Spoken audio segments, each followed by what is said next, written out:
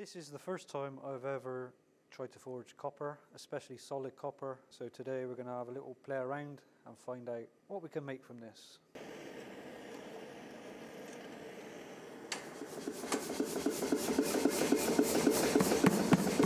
Oh my god!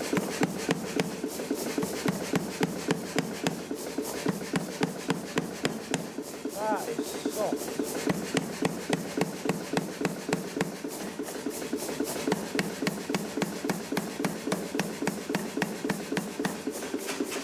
Oh my god.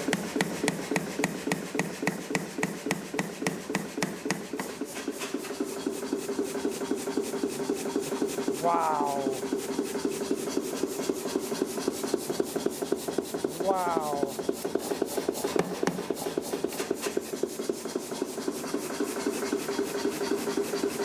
That is insane.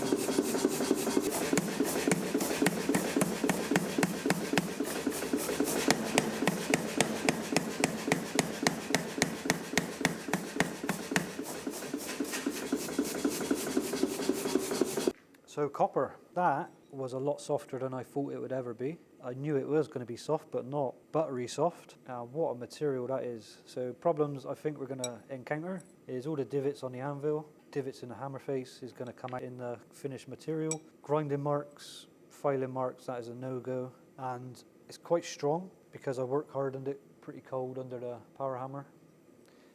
So I think the final finish thing, or the final, instead of wire brushing it like you usually do with steel, it would be to go over the whole thing and cold forge it so that it work hardens, because copper will work harden and then it'll harden over time.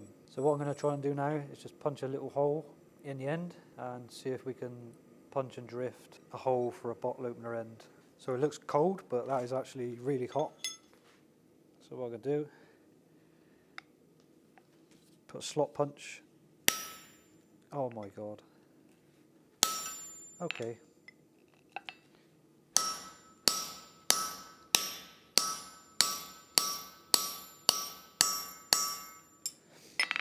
That is crazy.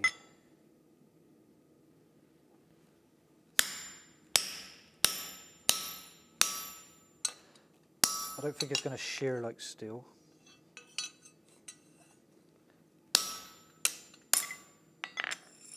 And I think when we put it in the Pritchell hole, it's going to drag a hell of a lot of material through.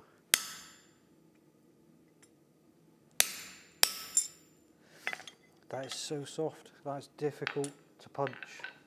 Let's see what happens when we put it over the Pritchell hole. I think it's just going to mar the other side. Yeah, it does. What a very weird material. So what I'm going to do is I'm going to use a smaller punch just to push it out. And it's literally just sheared that. Right. I'm tempted to grab it because it looks cold, but it's not. Yeah, it's just shearing. It's not as clean as steel. Okay, so we might have to clean that up a little bit. And I think what we can do is just use the corner of our punch as a cold chisel. Nope. That might have to be filed out. Let's see what happens, shall we? What a strange material. It looks amazing, but it might have to file this a little bit. Well, at least it files easy. Just to take them sharp bits off, just for when I put the round punch through, it doesn't just mould that back into it. Yeah, I'm literally plucking out really sharp bits here. Just be able to see the sharp bits in there that I'm trying to file out, and they're really, really sheared off. So I have actually managed to just file the inside off, just to get rid of them bits that might potentially cause a cold shut. You can see just at the bottom, just in here, that might just cause a cold shut. I'll drift it open with a round punch and then we'll see what happens, because I think what's going to happen is, because it's so soft, it's just going to drag this edge in again, and it's going to do exactly the same effect. But let's see, new to me, it's a new material to me, and it's all about learning. So I would never usually use a bolster plate. This Pritchell hole on this anvil is so large, I think I need to, yeah, that is acting so differently to steel.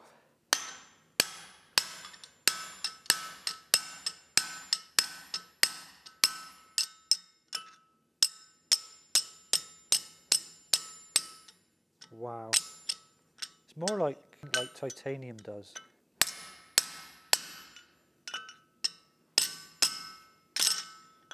And every single hit that you hit it with just dents it and marks it. But it's quite tough, I'll give it that, it's quite tough. It's a lot tougher than I thought it would be. It's tough but it's soft. Look at, oh my god, just flattening that.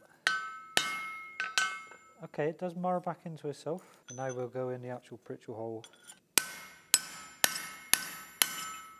and try and open it out. It just does not want to spread evenly. It might be because I'm working it too cold, or it might just be because that's how it acts. Wow, what a material. This is beautiful. Look at the colouring on my punch. So it actually will punch. It has done what I thought it would do, slightly, where it drags itself in. I think in general, that's not too bad, and I can work with that. You can see just on the inside, like on this edge here, it's just starting to like mar over itself. It's starting to fold over itself and cold shut itself. But what we can do before we go and round it round the horn is actually just file that off again. Just keep filing the cruddy bits off, and hopefully we can keep on top of it. So I've just filed on the inside just to take them cold shuts off. I'm not sure if you can see the contrast between the dark grey and the copper. Wow, isn't that beautiful? And I really like that effect, so I think I might, on the finished product, is actually darken it, scale it up, darken it, and then just polish the inside of that on the bottle opener. I think that'll look amazing. So what I'm going to do now is I'm going to take my tongs, nice round tongs, and I put them vertically, carefully, and I'm going to hit on them. What that's going to do, it's going to put a fuller in, and you're all probably screaming at me now. Either that's a good idea, or you're ruining your tongs. But it's just the easiest way I've found to make a fuller mark. And I do this with most fuller marks, and it creates that. Bloody beautiful. Just watch your fingers. If you do this, just watch your fingers. You can only go so far. I'm so surprised how soft this material is. And then my next stage is I want to take half of this length, so from here to the fuller, and I want to take half of that.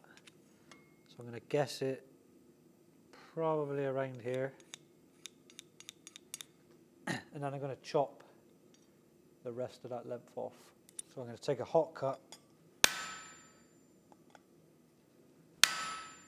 Oh my god. It's literally like working with butter, plasticine, or whatever you wanna call it. I'm not gonna go all the way through because I'm gonna shear this off. Even that is a lovely little detail. Look, with the dark and the copper. I really like that contrast. I think this might be my new favourite material to work. Look at that, isn't that beautiful? So now what we're going to do is we're going to cut up to here. You can either use a chisel, or what I'm going to do, because it's such a soft material, is I'm going to use a hacksaw. Just like that. So it doesn't come all the way to the fuller, that's hot. Just comes slightly off, but it's all the way through. And then what we're going to do is we're going to open these up and forge these out into 2 tapers. I want to hold it on the fuller, but I don't want to mar it too much. And we take our hot cut.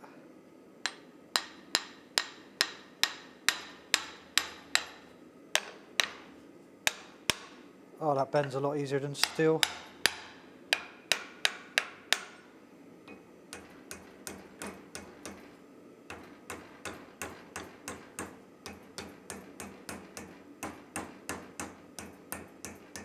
So we'll bend it out like so, and then what we'll do is we'll forge the tapers out and then we'll fuller the inside of this V to stop it cracking. That's so soft.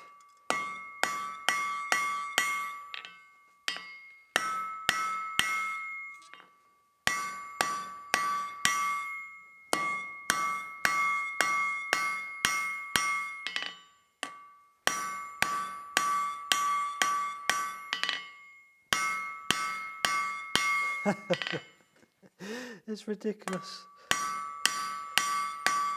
That is ridiculous.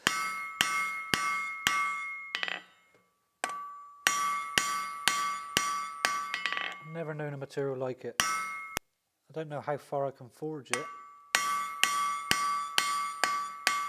It might want to split on me, I'm not sure. I hope not. And it is actually starting to split a little bit. Unless that's just the hammer marks that I have. Yeah, it is. I think it's because I didn't smooth out the file marks.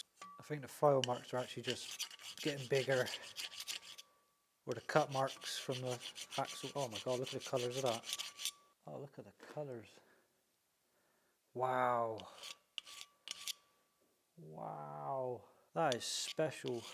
Every stroke, look. This is definitely my new favourite.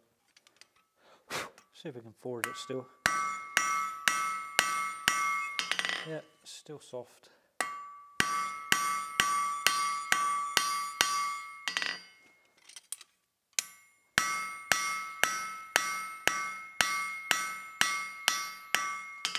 Not too sure about that cracking though. I have to keep it hot. Just going to take these corners off, just in case it cracks. Look at the colours. Holy smokes, that's beautiful. So this is pretty much what you want. So I've got nice pointed tapers on there. And these should be roughly the same length between your fuller and where your circle comes out. I've gone in and filed on the inside of these. As it's so soft, this was starting to move about and change shape a little bit as I'm working this area here. So what I'm going to do now is I'm going to fuller in here, and then we're going to bend these back straight so that we can then put the loop on this end. You can put the loop in first if you've got a set of bolt tongs, so you can get in and hold the eye safely without marring it or changing the shape while you forge your points out. But because this is first time working with copper, I'm struggling to see the process and the sequence that I need to do. So I'll fuller this in now in the vise, and I'll just use a little bit of round bar, and then we'll go to the other anvil and forge the loop out. And I'm literally just going to shape it slightly. I just want to smooth it out. So I'm almost chasing it. And then we'll have to flatten it. What I can do while it's in the vise, use a hammer as an anvil.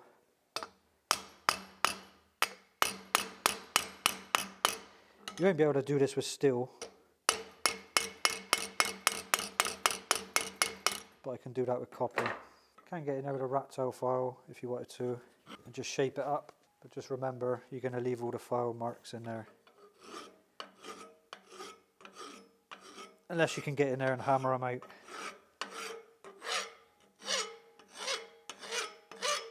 It might be worth actually just taking the corners off, so when I do hit it, it's spread to the corners. Yeah, it feels a lot better now. So there you go, a lot softer, hell of a lot softer. So I've actually just figured out I can use my bolt tongs if I put them at an angle around this, so that I can then forge it around the horn of the anvil without closing these up, because if I can keep the prongs as they are, that's even better, because I don't want this copper to crack or anything. So I'm going to try this. But this anvil doesn't have the best lighting, as you can probably tell it's changed, but it does have the best horn for this. Wow, that is soft. So I'm going to try and work hard on this. I put it in the forge just to soften it a little bit, but what I'm going to do is try and work it slowly and then work it cold.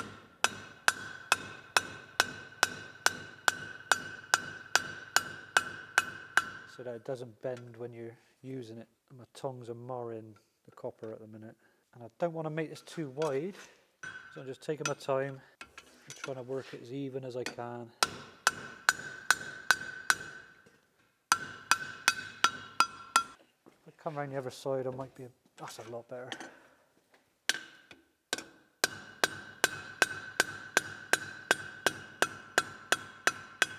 Just flattening it on the anvil as I go. Work a little bit, flatten it, work a little bit, flatten it.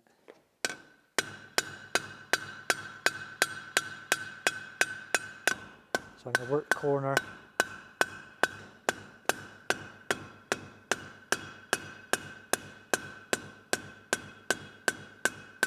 So this is what we've ended up with, and it's not amazing because I'm not too keen on that horn of that anvil, but it's good enough. So what I'll do is I'll heat this bit up and then I'll squish it down so that it's, instead of round, it's more that oval shape that we're accustomed to. And then we can also use a ball peen hammer. This is softened. This is a lot softer. It's been annealed, so don't hit hardened hammers onto hardened hammers. And then we'll put it half on, half off, and do the little divot so that pulls the tab off. So I'll put it in the forge now. This is what the whole thing's looking like, and then squish that in slightly and put the divot in. What we're going to do is just tap it ever so gently.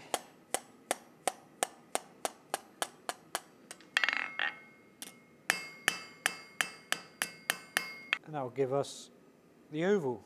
The ball peen hammer in the centre, give it a light tap. We're off centre.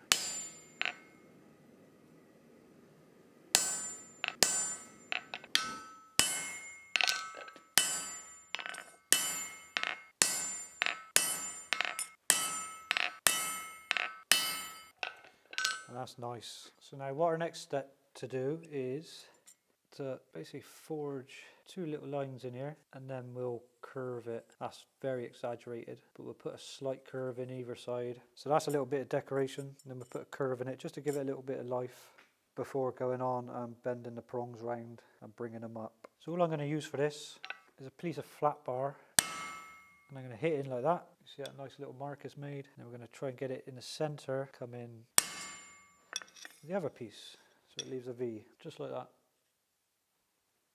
And then what that does is it just sinks it away from this main bit, and what we'll do, forge this out a little bit, and then we'll have to go over it again just to smooth it out, and I'll probably use a flatter for that just so it's not textured, because this is rusty and there's a lot of texture in there, and I don't really want that texture in there.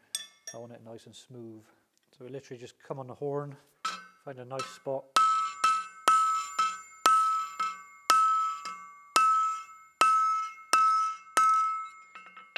round inside of our hammer,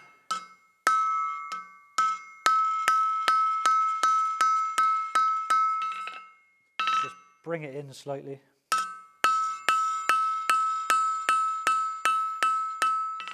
so it curves it ever so gently. So what I'm doing is using a smooth piece of steel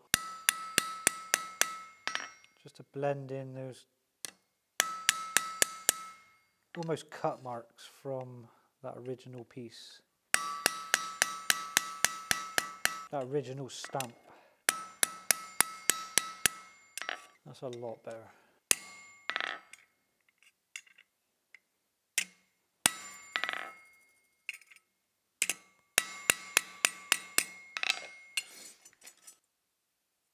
Just gonna have to roll with that, I think.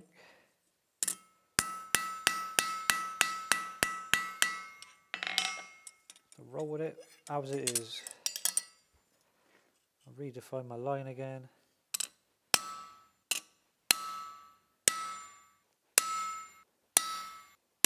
We just have to leave that as is. There's no way I can fight that.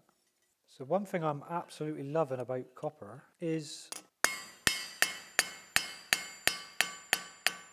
the ability to hold it and work it cold. So I can crisp everything up and straighten everything up nicely.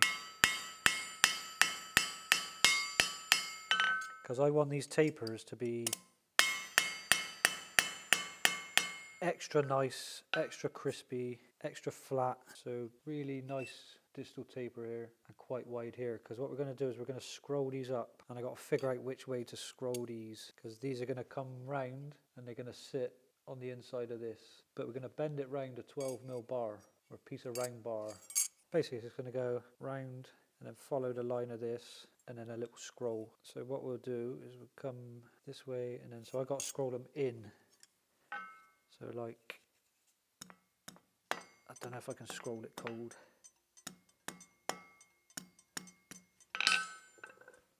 So we've got to scroll it in like so. And then when we pull it around, these scrolls will be out. I think you can scroll them cold, but I'm going to heat them up anyway.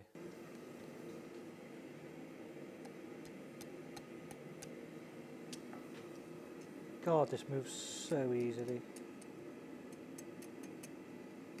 That's ridiculous. Just delicate, tiny little scrolls.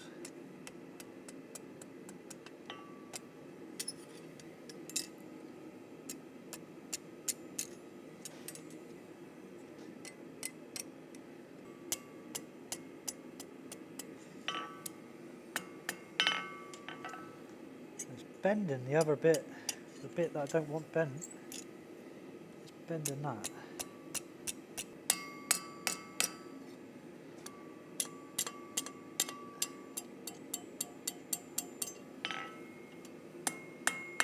Keep them flat. Oh, this is so difficult.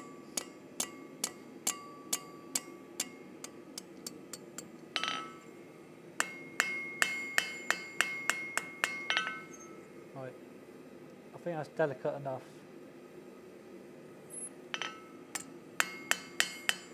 Just close it up. Nice. Now for the other side. What a crazy material this is. Love working with it, but man, it's difficult. So difficult.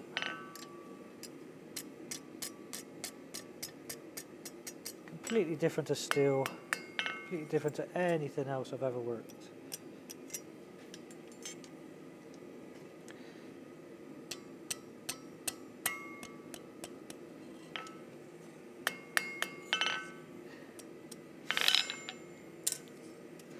To hook it on this little bit of overhang on the anvil.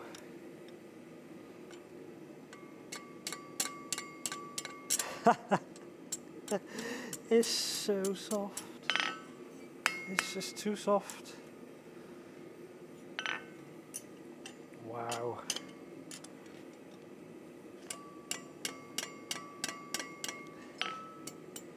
I think you might be seeing a lot more copper work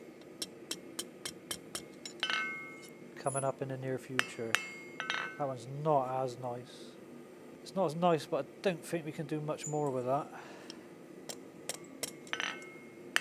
What I'll do now is heat this whole length up and try and bring it up. And I might try and just do this bit here with the round punch rather than trying to bend it around the 12mm bar.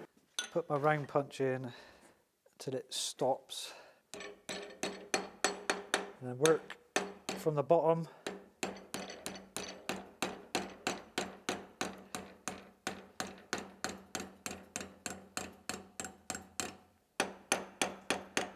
Go a little bit tighter. Get it through the vise. You see what I'm doing? Let's try the other side. It's too cold.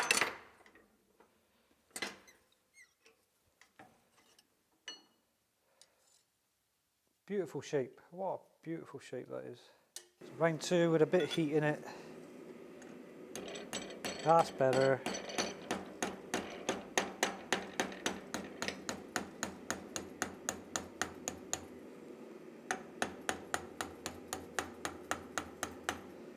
Keep checking the roundness of this.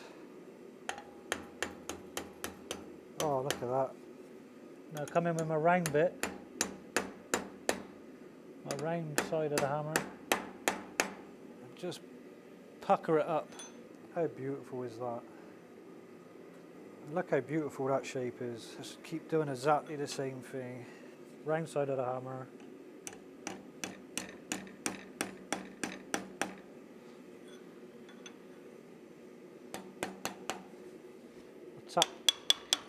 Tap the round punch just to round that hole off a bit better. God, it's gorgeous. You can squeeze that up, which I think is what I'll do. Look at that. Isn't that beautiful? That's exactly what I want. Just to meet up to the side.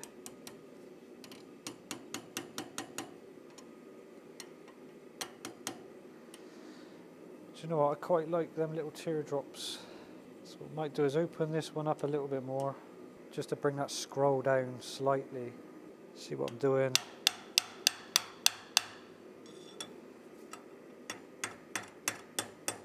And that'll match that scroll up nice. Squeeze it up. Oh yeah. Sorry guys. I get a bit carried away with myself here. Oh yeah. Stunning. I love these shapes. I love it when it works out like you intended. And that is quite a lovely shape. So I've just taken one last heat just to tidy everything up, straighten everything up, flatten everything out. And it's grey as well, so I might have to just take one more heat after, just so that I can then just sand, lightly sand or Scotch Brite the top, just so it brings all the highlights out. Because I don't want to put it in water because it will colour like that. The stuff just flakes off and I don't want the flaking off. I don't want the copper coming out onto itself. I need a block. Just need to tap that down somehow without messing up. Come on. And I want these to the back side but flush with the back side. But I don't want to hit it. So I think one more heat just to get it scaled up. Leave it, Nath, leave it. That looks good to me.